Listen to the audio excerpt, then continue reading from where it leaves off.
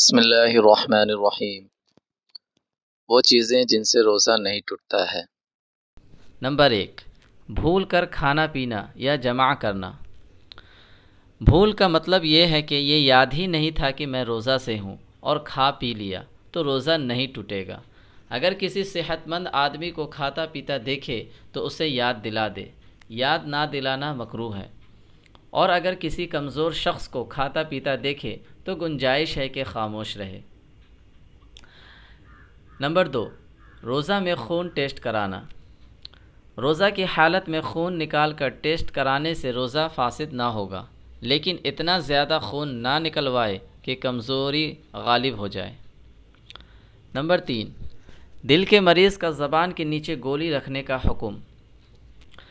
امراض قلب میں جو گولی زبان کے نیچے رکھی جاتی ہے اور وہ وہیں مل کر گھل جاتی ہے، اس سے روزہ نہیں ٹوٹتا، لیکن اگر دوا کے اجزاء لعاب کے ساتھ مل کر حلق کے راستہ سے اندر چلے جائیں تو روزہ ٹوٹ جائے گا۔ نمبر 4، روزہ میں انجیکشن یا ٹیکا لگوانا۔ اگر روزہ کے دوران انجیکشن لگوایا یا ٹیکا لگوایا تو اس سے روزہ پر کوئی فرق نہیں پڑا، لیکن اگر ایسا انجیکشن ہو کہ دوا سیدھے طور پر دماغ یا معدہ تک پہنچتی ہو تو روزہ ٹوٹ جائے گا۔ نمبر 5، روزہ کی حالت میں گلوکوز چڑھوانا۔ روزہ کی حالت میں گلوکوز چڑھوانے سے روزہ نہیں ٹوٹتا، کیونکہ دوا سیدھے طور پر دماغ یا معدہ تک نہیں پہنچتی بلکہ رگوں کے واسطے سے جاتی ہے، لیکن بلا عذر ایسا نہیں کرنا چاہیے۔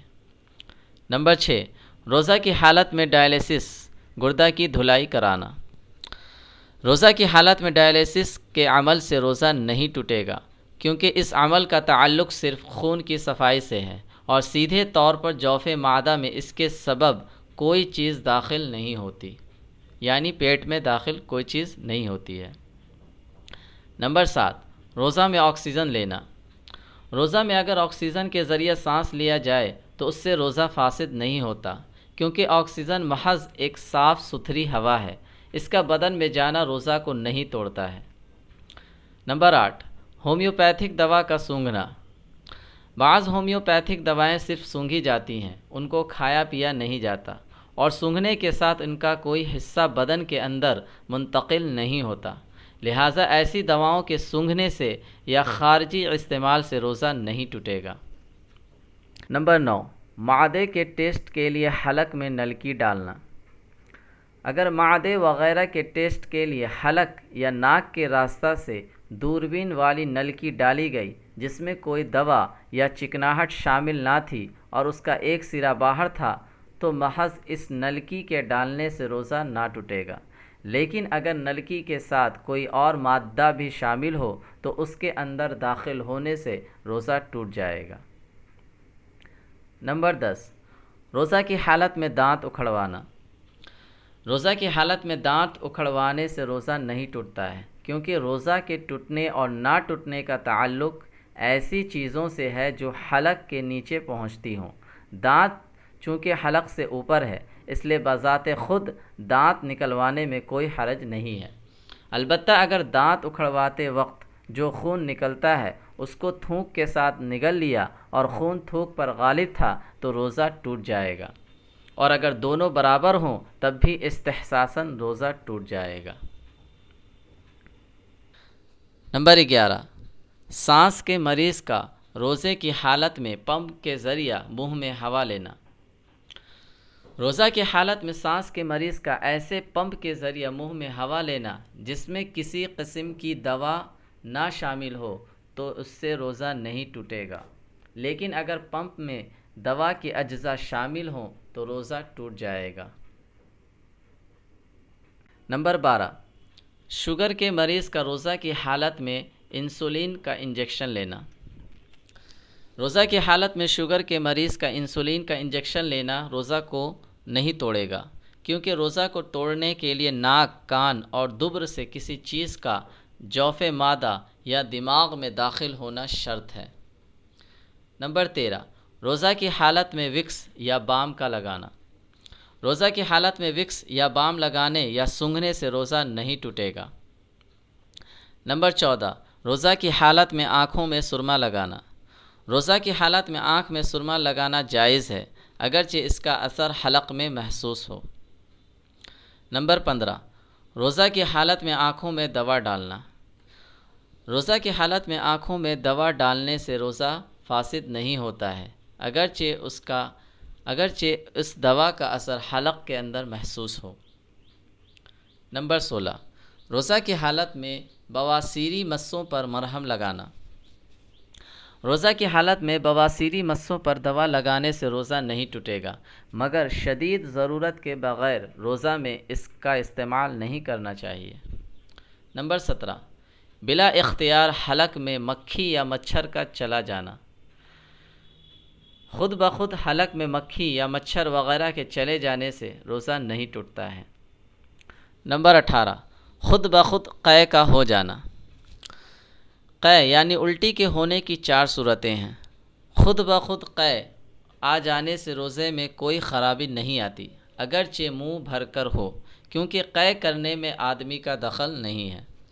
نمبر 2، جان کر قے کی تو اگر منہ بھر سے کم ہوا تو روزہ نہیں ٹوٹے گا، اور اگر منہ بھر ہوا تو ٹوٹ جائے گا۔ نمبر 3، قے ہونے کے بعد خود بخود حلق میں لوٹ گئی اگرچہ منہ بھر کر کیوں نہ ہو، روزہ نہیں ٹوٹے گا۔ نمبر 4، جان کر قے نگل جائے اور وہ منہ بھر سے کم ہو تو روزہ نہیں ٹوٹے گا، اور اگر منہ بھر ہو تو روزہ ٹوٹ جائے گا۔ نمبر 19، حالت جنابت میں صبح کرنا۔ حالت جنابت میں صبح کرنے سے یعنی رات میں انزال ہوا اور اسی حال میں روزہ رکھا، پورا دن ناپاک ہی رہا، تب بھی روزہ صحیح ہے، اس سے روزہ نہیں ٹوٹے گا۔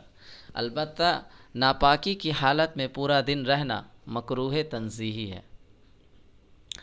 نمبر 20، روزہ کی حالت میں احتلام یا انزال کا ہو جانا۔ احتلام یعنی سوتے میں غسل کی حاجت ہو جانا یا انزال ہو گیا شہوت سے کسی کی طرف دیکھنے سے یا سوچنے کی وجہ سے، تو اس سے روزہ نہیں ٹوٹے گا۔ نمبر 21، دانت میں پھنسے ہوئے چیز کا نگل لینا۔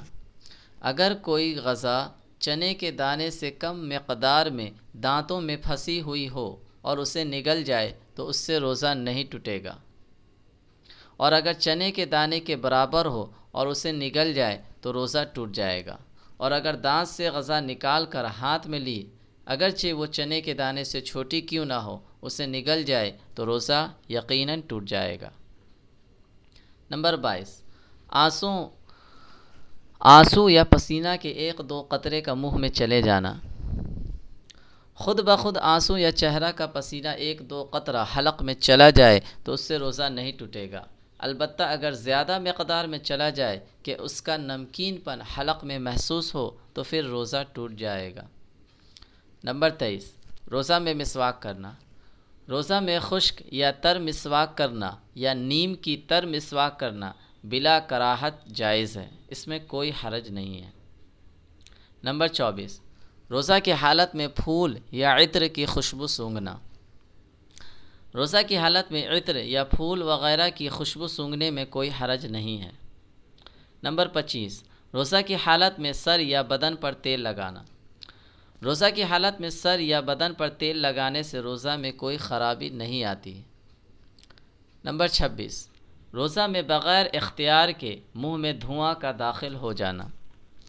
اگر دھواں حلق کے اندر خود بخود چلا جائے تو اس سے روزہ نہیں ٹوٹے گا، لیکن اگر جان بوجھ کر دھواں منہ میں داخل کیا، مثلا اگربتی کا دھواں قصداً ناک میں چڑھایا یا سگریٹ بیڑی پی اور دھواں دماغ میں یا پیٹ میں چلا گیا تو روزہ ٹوٹ جائے گا۔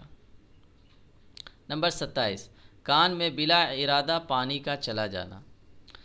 اگر روزہ دار کے کان میں غسل کرتے ہوئے یا بارش میں بھیگتے ہوئے یا دریا میں نہاتے ہوئے بلا اختیار کان میں پانی چلا جائے تو اس سے بالاتفاق روزہ نہیں ٹوٹے گا، لیکن اگر جان بوجھ کر کان میں پانی ڈالا تو فقہا کا اس میں اختلاف ہے، بعض نے روزہ کے ٹوٹنے کا کہا ہے اور بعض نے نہ ٹوٹنے کا، اس لیے روزہ کی حالت میں کان میں پانی ڈالنے سے پرہیز کرنا چاہیے۔